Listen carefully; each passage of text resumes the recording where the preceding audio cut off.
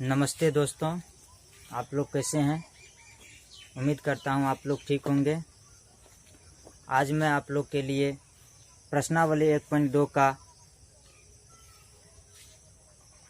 5 number का सवाल लाया हूं। प्रश्नावली 1.2 का 5 नंबर का सवाल लाया हूं। पहली वाली वीडियो यदि आप नहीं देखे हैं, पहली वाले सवाल का सॉल्यूशन आप यदि नहीं देखे हैं तो इस वीडियो में मैं लिंक दे रहा हूं डिस्क्रिप्शन में, वहां पे जाके आप देख सकते हैं पिछले वाली वीडियो। इस सवाल में क्या कह रहा है, जांच कीजिए कि क्या किसी प्राकृतिक संख्या n के लिए संख्या 6 पे पावर n अंक 0 पर समाप्त हो सकती है। ये जांच करने के लिए कह रहा है कि यदि 6 पे पावर n कोई अंक है तो क्या यह 0 पे समाप्त होगी। n क्या है? n एक प्राकृत संख्या है। प्राकृत संख्या क्या होता है आप जानते होंगे जी। 1 2 3 4 ये सब क्या है? प्राकृत संख्या है। यदि 6 पे पावर n है तो n की जगह 1 2 3 4 5 की कुछ भी हो सकता है। ये यदि हो तो क्या 0 पे समाप्त हो सकती है? तो इसे करा है जांच करने के लिए। यदि कोई संख्या 0 पे समाप्त होती है तो वह 5 से अवश्य विभाजित होती है। तो मतलब हम कह सकते हैं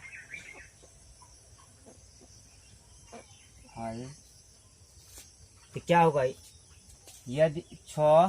यदि कोई संख्या 0 पे समाप्त होती है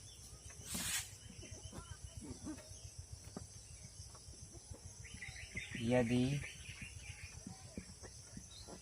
कोई संख्या 0 पे समाप्त होगी तो वह 5 से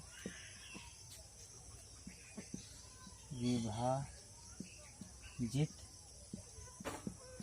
होगी। 5 से विभाजित होगी। और ये जो 6 है, 6 पे पावर n, तो 6 भी क्या होनी चाहिए?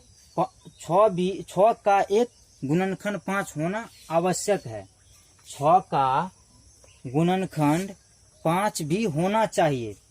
0 पे समाप्त होने के लिए 6 का गुणनखंड 5 भी होना चाहिए, जो कि 6 का गुणनखंड 5 होना पॉसिबल नहीं है। 6 का गुणनखंड क्या होता है? 2 गुना 3। इसमें 5 नहीं आ रहा है। 5 यदि नहीं आ रहा है तो हम क्या कर सकते हैं, अतः 6 का गुणनखंड 5 नहीं होता है, इसलिए 6 पे पावर n अंक 6 पे पावर n अंक 0 पर समाप्त नहीं होगा। बस इतना ही लिखना है इसमें। हम जानते हैं यदि कोई भी संख्या किसी भी संख्या के लास्ट में 0 रहता है तो वह संख्या 5 से विभाजित होगा। और ये 6 पे पावर n जो है, 6 पे पावर n, यदि ये इसका अंत 0 से होगा तो 6 का गुणनखंड 5 होना आवश्यक है। लेकिन यहाँ हम देख सकते हैं 6 का गुणनखंड 5 नहीं होता है, अतः हम लिख सकते हैं कि यह 0 पे समाप्त नहीं होगा। अब इसके आगे वाला सवाल है 6 नंबर में कह रहा है, व्याख्या कीजिए कि 7 गुना, व्याख्या कीजिए कि यह है 6 नंबर का सवाल।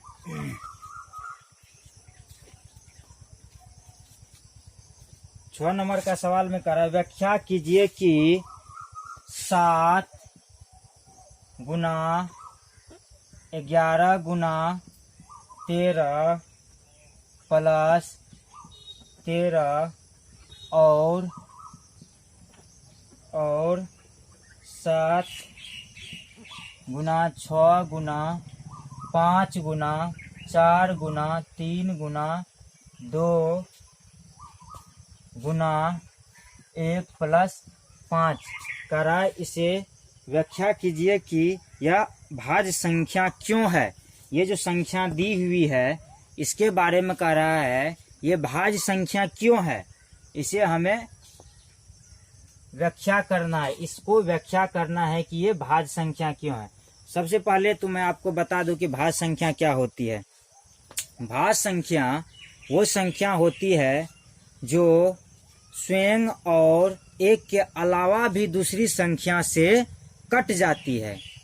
मतलब किसी भी संख्या से उसमें एक और स्वयं के अलावा भी किसी संख्या से वो कट जाती है, मतलब उसमें भाग लग जाती है, तो वो क्या संख्या होती है, भाज्य संख्या होती है। और अभाज्य संख्या क्या होती है, अभाज्य संख्या वो संख्या होती है जिस संख्या में स्वयं और एक के अलावा किसी दूसरी संख्या से भाग नहीं लगता है, वो अभाज्य संख्या होती है। और भाज्य संख्या मैंने बता दिया कि जिसमें एक और स्वयं के अलावा भी दूसरी संख्या से भाग लग जाए जो संख्या, वो संख्या भाज्य संख्या होती है। तो ये जो है यहाँ पे देखिए आप प्लस दी हुई है, प्लस 13 दी हुई है, यहाँ पे प्लस 5 दी हुई है, इतना का गुणनखंड प्लस 5 दी हुई है और प्लस 13 इसमें दिया हुआ। तो इसमें यदि 13 कॉमन ले लेते हैं, इस संख्या से यदि आप 13 कॉमन ले लेते हैं तो क्या बचेगा, 7 गुना 11 गुना 11 हो जाएगा, 13 तो निकल जाएगा, प्लस 1 बच जाएगा। और इसमें क्या हो जाएगा, 7 गुना 6 गुना 4 गुना 3 गुना 2 गुना 1, क्योंकि इससे हम 5 कॉमन ले लिए हैं। 5 यदि कॉमन ले लेती है 5 निकल गया, 5 निकल गया, यहाँ पे प्लस 1 हो जाएगा, क्योंकि इससे हम 5 निकल, इसको इससे गुना करेंगे तो यही हो जाएगा। इसमें आप देख सकते हैं यहाँ पे 13 निकल गया, यहाँ पे 5 को हम क्या किए, कॉमन निकाल लिए, ये क्या हो गया, इसको आप गुना करके जोड़ भी सकते हैं। यहीं पे आप कह सकते हैं कि ये भाज्य संख्या है।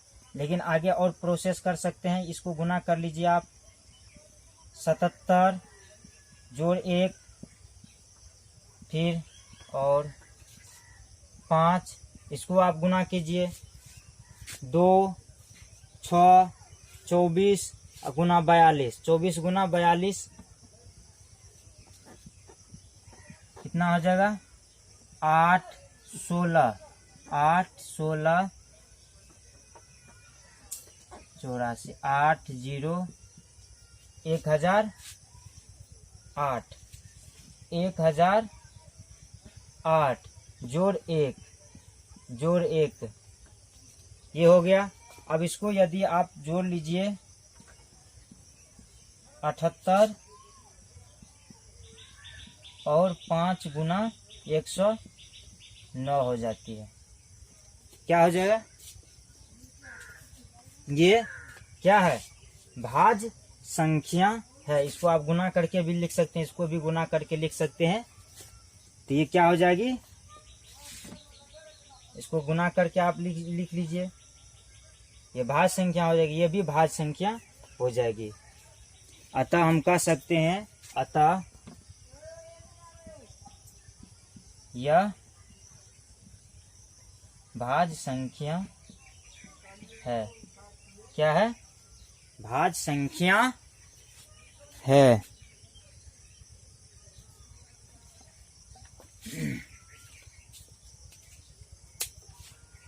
अगला सवाल में है, किसी खेल के मैदान के चारों ओर एक वृत्ताकार पथ है। इस मैदान का एक चक्कर लगाने में सोनिया को 18 मिनट लगते हैं, जबकि इसी मैदान का एक चक्कर लगाने में रवि को 12 मिनट लगते हैं। मान लीजिए वे दोनों एक ही स्थान और एक ही समय पर चलना प्रारंभ करके एक ही दिशा में चलती है, कितने समय बाद वे पुनः प्रारंभिक स्थान पर मिलेंगे।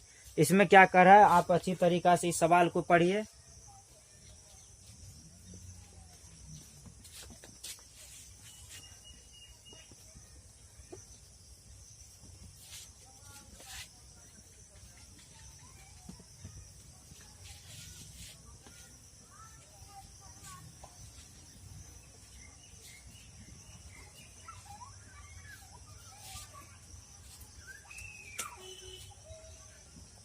7 नंबर है किसी खेल के मैदान के क्या है, किसी खेल का मैदान है जिसका कैसा आकार है, वृत्ताकार पथ है, वृत्त के आकार का पथ है, वृत्त के आकार का पथ है। इस मैदान का एक चक्कर लगाने में सोनिया को कितना लग रहा है, 18 मिनट लगते हैं, जबकि इसी मैदान का एक चक्कर लगाने में रवि को 12 मिनट लगता है। मान लीजिए वे दोनों एक ही स्थान और एक ही समय पर चलना प्रारंभ करके एक ही दिशा में चलते हैं। यदि वो दोनों क्या करते हैं, एक ही समय पे चलना प्रारंभ करते हैं और एक ही दिशा में दौड़ना प्रारंभ करते हैं, कहता कितने समय बाद वे पुनः प्रारंभिक स्थान पर मिलेंगे। यदि ये वृत्ताकार पथ है, क्या है, वृत्ताकार पथ है, सोनिया और ये कोई पॉइंट है,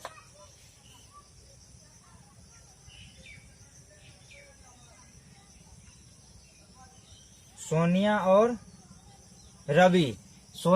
रवि दोनों इसी पॉइंट से चलना प्रारंभ करती है। मान लीजिए इस दिशा में चलना प्रारंभ कर दी। सोनिया को यहाँ से यहाँ आने में 18 मिनट लगता है। कितना लगता है, 18 मिनट लगता है सोनिया को, जबकि रवि इसी पाथ से यदि चलता है दौड़ के यहाँ पे आने में रवि को 12 मिनट लगता है। रवि को 12 मिनट लगता है, रवि को 12 मिनट लगता है, जबकि सोनिया को 18 मिनट लगता है। सोनिया को 18 मिनट, रवि को 12 मिनट। तो कह रहा है वह कितने समय बाद पुनः वो प्रारंभिक स्थान पे मिलेगा। मतलब सोनिया यदि इसको एक चक्कर लगाया तो उसको 18 मिनट लगा, लेकिन ये 12 मिनट में ही पहले ही तय कर लिया। वो 18 मिनट में जब तक सोनिया यहाँ आएगी, रवि फिर एक चक्कर लगा के और यह आगे बढ़ चुका होगा। फिर सोनिया यहाँ जब तक आएगी, रवि फिर एक चक्कर और लगा के और यहाँ पे आ गया होगा। इसी तरह आते आते एक ऐसा स्थान आएगा कि रवि उससे अधिक चक्कर लगा के भी उसके बराबर यहाँ स्थान पे आ जाएगा। वो कहता है कितना समय के बाद होगा कि सोनिया और रवि एक स्थान पे आए। तो इसके लिए क्या करना पड़ता है, जो मिनट दी हुई है, मिनट इसको जितना चक्कर लगाने में लगता है, इसको जितना लगता है मिनट, रवि और सोनिया का दोनों का हम क्या करते हैं, एचसीएफ निकाल लेंगे। दोनों का क्या करेंगे, नहीं एचसीएफ नहीं निकला, इसमें एलसीएम निकालना पड़ेगा। एलसीएम यदि निकाल लेंगे, दोनों का एलसीएम निकाल लेंगे। एलसीएम क्या होता है, एलसीएम वह छोटी से छोटी संख्या होती है, एलसीएम वह छोटी से छोटी संख्या होती है जिसमें दोनों से क्या होता है, भाग लग जाता है। दोनों से यदि भाग लग जाएगा तो ये क्या होगा, उस स्थान पे उतना समय में वो दोनों एक साथ मिल जाएगी। तो इसीलिए इसका एलसीएम निकालना पड़ेगा। एलसीएम क्या निकालेंगे, एलसीएम निकालना पड़ेगा। एलसीएम निकालना पड़ेगा किसका, एलसीएम और 12 एंड 18 का एलसीएम निकालना पड़ेगा। इसका एलसीएम क्या हो जाएगा, तो 12 का गुणनखंड कर लीजिए, 18 का गुणनखंड करेंगे 2 गुना 3, 2 दूना 4 तिया 12, 18 का 2 गुना 3 गुना 3, 3 तिया 9 दूना 18, जो कॉमन है उसको लिख लेते, इसीलिए हम दोनों को एक लेंगे और ये 2 3 हो जाएगा। 2 गुना 3 गुना 2 गुना 3, इतना करेंगे, 2 दूना 4 तिया 12 तिया 36 मिनट के बाद, अतः 36 मिनट के बाद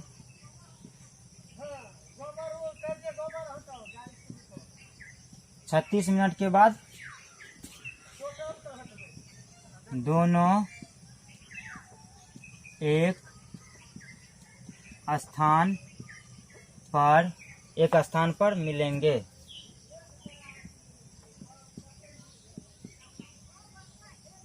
36 मिनट के बाद एक स्थान पे दोनों ठो मिलेंगे। देखिए 36 क्या है, वह सबसे छोटी संख्या है जिसमें 36 और 18 और 12 से पूरी भाग लग जाता है। 12 तिया 36, 18 दूना 36, 12 तिया 36। 12 से भी कट जा रहा है और 18 से भी कट जा रहा है। इससे छोटी संख्या और कोई नहीं है, 36 से छोटी संख्या कोई नहीं है जिसमें कि 12 और 18 दोनों से भाग लग जाए। इसीलिए एलसीएम निकालते हैं ताकि ये हमें समय ज्ञात करवा देता है कि कितना समय बाद ये दोनों रवि और सोनिया एक स्थान पे पुनः मिलेगी। इस सवाल से आपको कोई भी यदि प्रॉब्लम है, इस सवाल से रिलेटेड यदि आपको कोई भी समस्या है, इस वीडियो के कमेंट सेक्शन में लिखिए, उसका मैं समाधान जरूर करूँगा। यदि आपको ये वीडियो पसंद आया हो, तो इस वीडियो को लाइक करें एंड अपने दोस्तों के साथ शेयर करें, और वीडियो के नीचे में बेल आइकन होगा, उसे दबाकर मेरे ऑनलाइन स्टडी 2020 को सब्सक्राइब करें। थैंक यू दोस्त।